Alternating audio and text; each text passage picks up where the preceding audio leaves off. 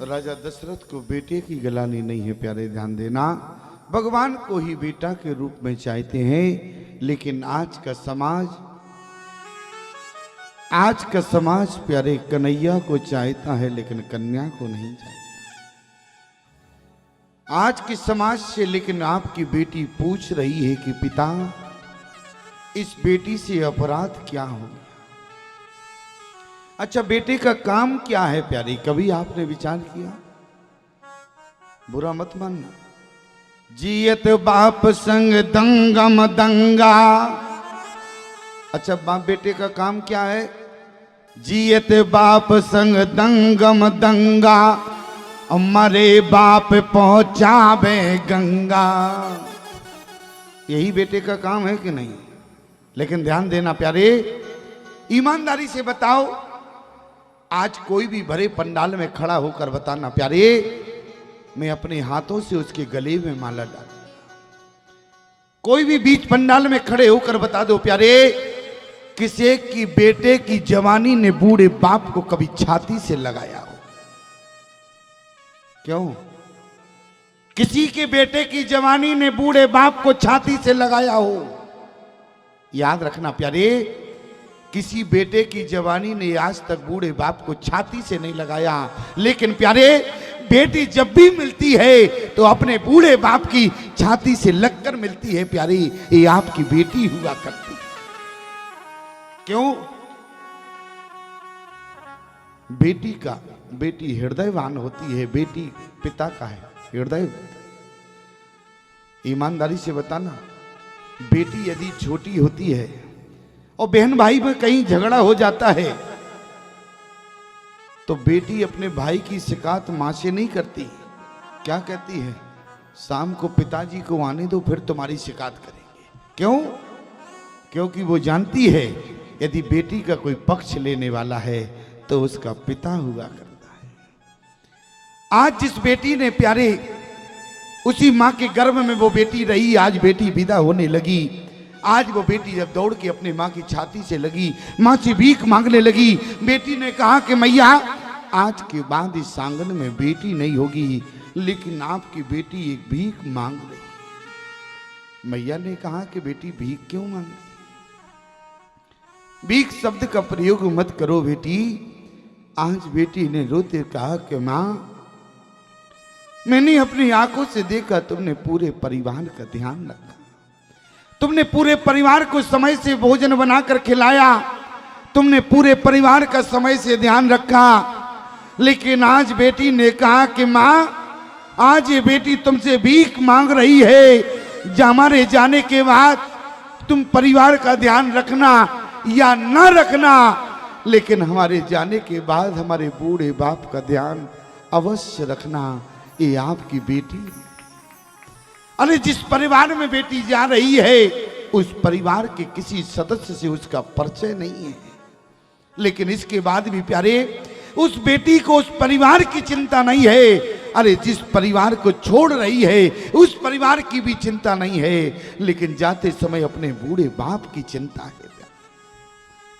जब पिता का देहांत हो जाता है तो पिता के मरे हुए शव के पास खड़ा हुआ बेटा भी रोता है और एक बेटी भी रोती है। किसी ने कहा कि बेटा तुम क्यों रो रहे हो? तो बेटा कहता है कि इस मरे हुए बाप ने हमारे लिए जीवन में कुछ नहीं किया। और जब बेटी से पूछा गया कि बेटी तुम क्यों रो रही हो, तो बेटी ने कहा कि मुझ जैसी अभागन बेटी कौन होगी। याद रखना प्यारे, आज उस बेटी ने उत्तर दिया कि मुझ जैसी अभागन बेटी संसार में दूसरी कौन होगी। क्यों? सूरदास कहे वेद पिता की, कर न सकी सेवकाई।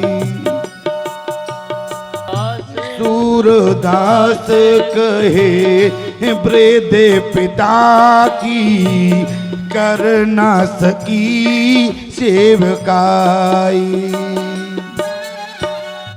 सूरदास कहे वृद्ध पिता की, कर ना सकी सेवकाई।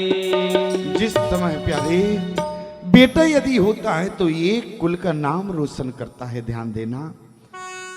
बेटा यदि होगा तो एक कुल का नाम रोशन करेगा। और ध्यान देना प्यारे, आपके जीवन में बेटा आएगा तो बेटा का संबंध आपके भाग्य से होता है। बेटा आपके जीवन में भाग्य को लेकर आता है। बेटा भाग्य के कारण होता है। पत्नी भी आपको भाग्य से मिलती है, ध्यान देना। बेटा आपको भाग्य के अनुसार मिलता है। बेटी आपकी पत्नी आपको भाग्य के अनुसार मिलती है। लेकिन याद रखना प्यारे, बेटे का संबंध भाग्य से होता है, पत्नी का संबंध भाग्य से होता है, लेकिन बेटी का संबंध सौभाग्य से होता है प्यारे। बेटी भाग्य के कारण नहीं मिलती है। क्यों? बेटी सौभाग्य से मिलती है प्यारे। याद रखना, वो बड़े सौभाग्यशाली होते हैं जिनके यहां बेटियों का जन्म होता है। आज जब बेटी का जन्म होता है, बेटे का जन्म होता है तो इतने गोले चलते हैं जैसे उनके घर में कोई आतंकवादी आ गया। और आज जब बेटी का जन्म होता है तो पिता का मुंह ऐसे हो जाता है जैसे बहुत बड़े कर्जदार हो गए। लेकिन जरा ध्यान देना प्यारे, बेटी आपसे छाती पीट कर पूछना चाहती है कि पिता हमारा अपराध क्या है। आज का पिता बेटी को क्यों नहीं चाहता? बेटी से क्या अपराध है प्यारे? लेकिन आज जिस समय जनक जी ने जानकी को विदा किया तो उस समय भी जनक के नेत्रों में अश्रु की धारा थी। क्यों? सीए विलो को दीरता भागी, सीए विलो को दीरता भागी। रहे कहावत परम विरागी, रहे कहावत परम विरागी। लीन राय उरो लाए जाने की, मिट्टी महा मर जाद ज्ञान की। लीन लाए उरो लाए जाने की, मिट्टी महा मर जाद ज्ञान की। आज प्यारे जनक जी ने जिस समय जानकी को विदा किया, जनक से कहा कि जनक तुम बेटी को डोली को में बिठाते समय भी रो रही थी। और आज जिस समय प्यारे चित्रकूट की धरती पर जनक ने देखा, बोले तापस सी है। बोले जिस समय जनक जी ने चित्रकूट की धरती पर जानकी को देखा, जनक जी का हृदय रो पड़ा।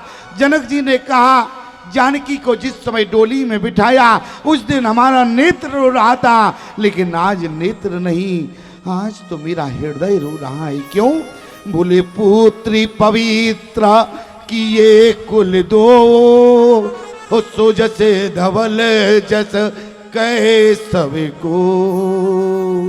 बेटा यदि होता है तो एक कुल को धन करता है, लेकिन बेटी होती है प्यारे तो एक कुल को नहीं, बेटी दो दो कुलों को धन्य किया करती है प्यारे।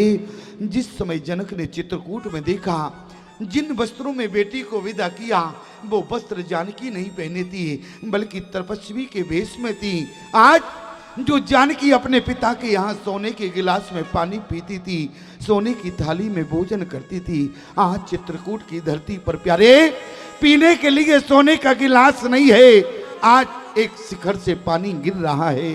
जानकी अपने अंजलि में लेकर वो पानी पी रही है। तापस वेश जनक सिय देखी, भयो प्रेम परितोष विषेकी। पुत्री पवित्र किए कुल दो, सो जसे धवल जस कहे सभी को।